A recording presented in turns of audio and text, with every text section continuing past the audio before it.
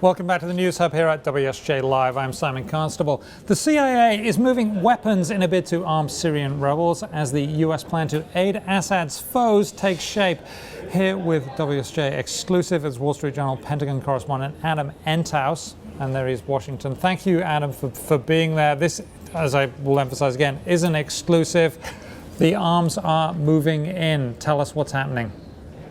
Well, what we've learned from diplomatic sources is that the CIA had been stocking up on Soviet-era weapons, including Kalashnikov ammunition and anti-tank weapons. And they've begun, over a period of the last week or so, moving that stockpile to Jordan to position it for what they expect to be a very intense training and vetting program, where for a period of 2 weeks they will work with small groups of 10 to 20 rebels to ensure that they meet U.S. standards and that they know how to use the weapons.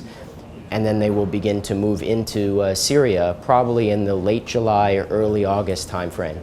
Okay. Now, one of the things that they're also doing is there's going to be a no-fly zone or a partial no-fly zone, not across the whole of Syria. Tell us a little bit about that.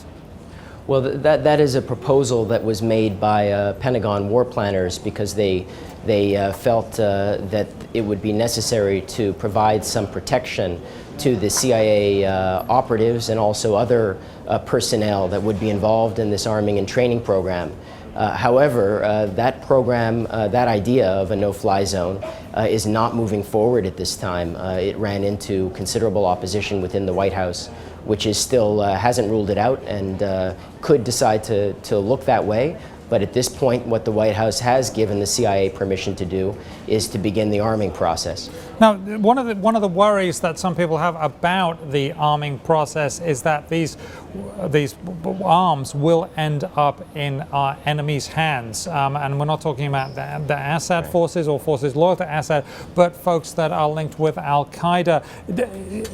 This vetting process, it's got to be somewhat risky, hasn't it? You know, showing up and giving arms, and then it goes into the battlefield, and you don't really know where it's going to go, do you? Right. Well, certainly this was the main reason why President Obama nixed this exact same proposal last year when it was presented to him. They were very concerned that Islamists would be able to get some of these weapons, particularly the more heavy weapons that could be used against tanks or, for example, anti-aircraft man-pads that can be used against aircraft. What's changed, according to administration officials, is that the CIA has a much better handle on who's who within the rebel opposition forces. And that's given them increasing confidence to go forward. But in many ways, what you're seeing here is a shift in strategy by the Obama administration that reflects a recognition of the changes that have occurred on the ground, where you have a resurgent Assad and an increasing number of Hezbollah fighters in Syria that have tipped the balance of the fight, and now the administration fears that the rebels could lose Aleppo in the coming months. It sounds like it's going to get rather interesting over there. We appreciate your time, Adam Entous of the Wall Street Journal.